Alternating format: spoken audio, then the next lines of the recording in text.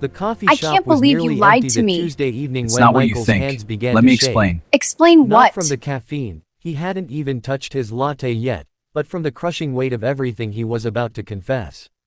Across from him sat Sarah, her warm brown eyes reflecting the dim lighting, her smile so genuine it made his chest ache with guilt. They'd been talking for 20 minutes, and every second felt like a beautiful lie. Because she didn't know. She didn't know about the chaos waiting for him at home, about the superhero-themed bedsheets he'd washed that morning, about the tiny voice that had asked him that afternoon, "Daddy, are you going to find us a new mommy?" How do you tell someone perfect that you come with complications? That loving you means embracing an entire world of parent-teacher conferences, chicken nugget dinners, and a 6-year-old who still checks under the bed for monsters. Michael had rehearsed this moment 100 times, but now, watching Sarah laugh at something he'd said, he felt like a coward about to shatter something precious before it even had a chance to bloom. Michael Chen had been a single father for 3 years, ever since his wife Emily passed away from cancer.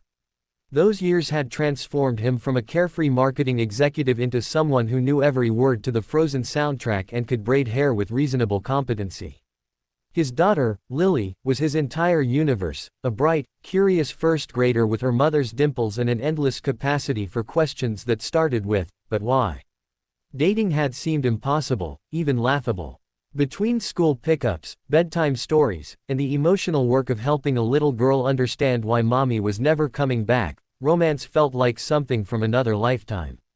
But then his sister had practically forced him to download a dating app, insisting that Emily would have wanted him to be happy, that Lily needed to see her father living fully, not just existing. Sarah Martinez had been the third person he'd matched with, and the only one he'd actually wanted to meet. Her profile showed a woman volunteering at an animal shelter, hiking in the mountains, reading to what looked like her grandmother.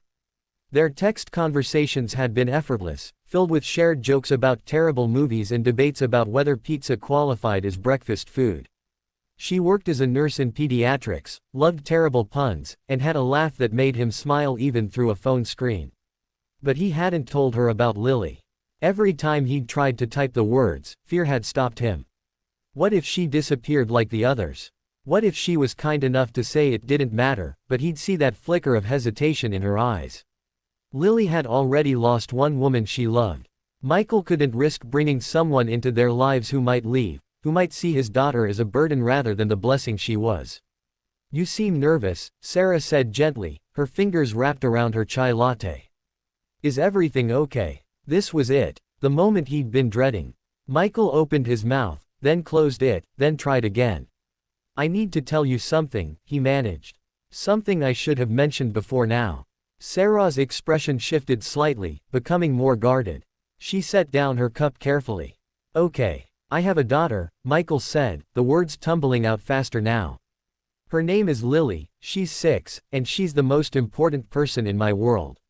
Her mother passed away 3 years ago, and it's just been the two of us ever since. I should have told you from the beginning, but I was scared, and I'm sorry, and if you want to leave, I completely understand." "Michael," Sarah interrupted, her voice strange.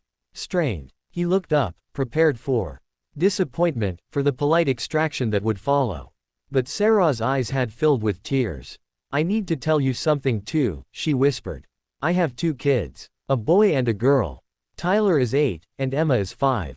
Their father left us 2 years ago when he decided being a parent was too hard, that he was too young to be tied down."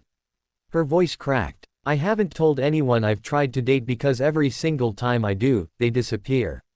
Men say they're okay with kids until they realize what it actually means. Until they understand that I can't just drop everything for spontaneous weekend trips, that my life includes dance recitals and soccer games and someone always needing something." Michael felt something crack open in his chest.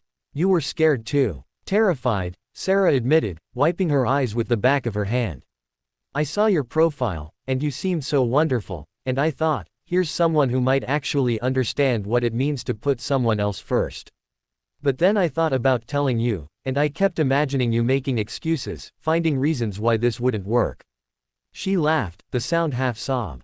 "I was literally sitting here planning how to tell you, working up the courage." They stared at each other across the small table, 2 people who had each been bracing for rejection, who who had each been carrying the weight of their children's hearts alongside their own. "So we're both idiots," Michael said finally, and Sarah's laugh this time was genuine. "Complete idiots," she agreed. "I can't believe we were both so scared." The tension dissolved like sugar in water. They started talking again, but this time with a freedom that hadn't been there before. Sarah told him about Tyler's obsession with dinosaurs, about how Emma had recently decided she wanted to be a dinosaur doctor when she grew up. Michael shared stories about Lily's elaborate tea parties with her stuffed animals, about the time she'd tried to donate all her vegetables to charity because poor people probably need them more than me. "She sounds amazing," Sarah said, her smile soft. "She is. She's the bravest person I know." Michael hesitated, then continued. "After Emily died, Lily would crawl into bed with me every night because she was afraid I'd disappear too. It took almost a year before she could sleep in her own room again. She's been through so much, and I just want to protect her from any more pain." Sarah reached across the table and took his hand. Her touch was warm, certain. "That's why you were scared to tell people. Not just about rejection for yourself, but about what it would mean for her." "Exactly." Michael felt understood in a way he hadn't in years. "Every person I bring into our lives is a risk. What if she gets attached and they leave? What if I choose wrong?" "I know," Sarah said quietly. "After Jason left, Tyler asked me for months when his daddy was coming home. He couldn't understand how someone could just stop loving you. And Emma barely remembers him, but she sees other kids with their fathers and asks why she doesn't have one." She squeezed Michael's hand. "The idea of bringing someone into their lives who might hurt them again terrifies me." They sat in that honesty for a moment, two parents who had learned that love also meant vulnerability, that opening your heart meant risking your children's hearts too. "So where does that leave us?"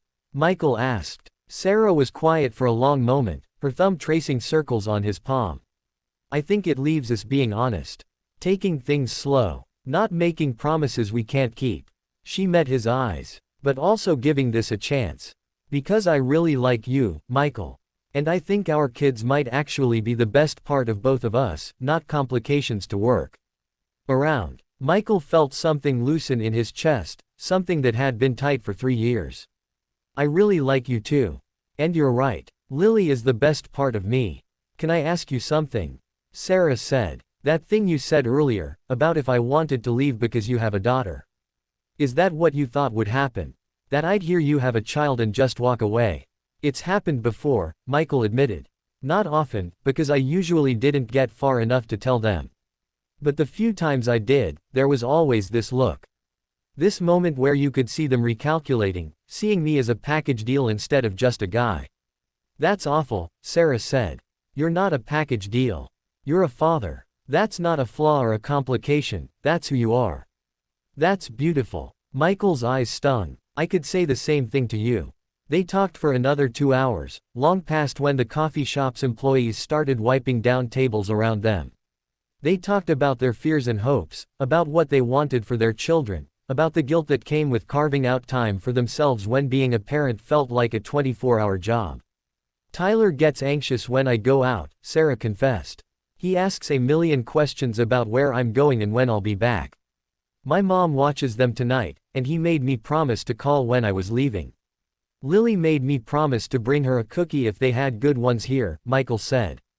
"She also made me promise not to forget about her if I found a princess." "Did you?" Sarah asked. "Find a princess?" "No," Michael said, smiling.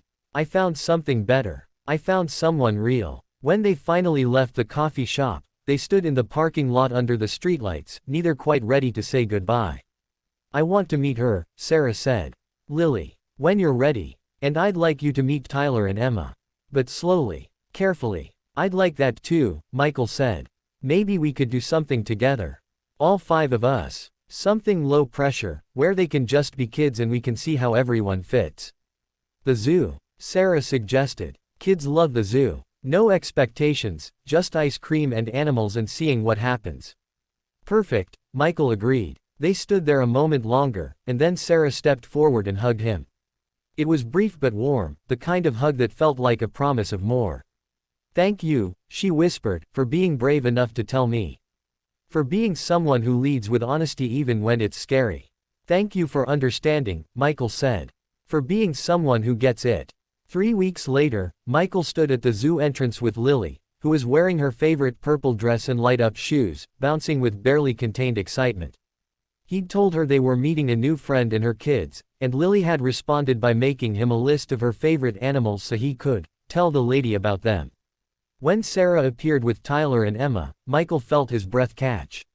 She looked beautiful in jeans and a simple sweater, but it was the way she knelt down to Lily's level immediately, smiling and complimenting her dress, that made him fall a little bit in love. The day was chaos in the best possible way. Tyler appointed himself tour guide, leading them to every dinosaur exhibit with encyclopedic knowledge. Emma held Lily's hand at the butterfly garden, both girls squealing with delight. Sarah and Michael walked behind them, stealing glances at each other, watching their children become something like friends. At the penguin exhibit, Lily tugged on Michael's sleeve. "Daddy," she whispered loudly, "I really like them. Can they be our family?" Michael's heart stopped. Sarah had heard, was looking at him with wide eyes. "Sweetheart," he said gently, kneeling beside his daughter, "we're just getting to know each other. Is that okay?" Lily considered this seriously. "Okay. But I think Miss Sarah is nice. And Emma likes unicorns too." That evening, after they'd said goodbye and driven home, Lily fell asleep in the car, exhausted and happy. Michael carried her inside, tucked her into bed with her favorite stuffed elephant, and sat for a moment watching her sleep. His phone buzzed. A text from Sarah. Tyler asked if Michael was going to be his new dad. "I told him we're taking things slow, but he wanted me to tell you that you're pretty cool for a grown-up." Michael smiled, typing back, "Lily asked if you all could be our family. I gave essentially the same answer. But for what it's worth, I think you're pretty cool too." 3 dots appeared, then, "Want to do this again next weekend? Emma wants to show Lily her princess collection. We'd love that," Michael wrote back. As he sat there in his daughter's doorway, Michael thought about fear and courage, about the risks we take when we love, about how sometimes the thing we're most afraid of revealing is exactly what someone else needs to hear. He thought about Emily, who had made him promise before she died that he wouldn't stop living, that he'd find happiness again, that he'd show Lily what love looked like. He hadn't been looking for someone who would accept his daughter. He'd found someone who understood that being a parent wasn't a flaw to overlook but a fundamental part of who he was. Someone who carried the same fears and hopes, who knew that loving them meant loving their children, that they came as beautifully complicated, wonderfully imperfect families of 2. In the end, neither of them had needed to leave because the other had kids. They'd found each other not in spite of their children, but because of them, 2 people brave enough to love fully, honest enough to lead with truth, and open enough to believe that sometimes the most beautiful families are the ones we choose to build together.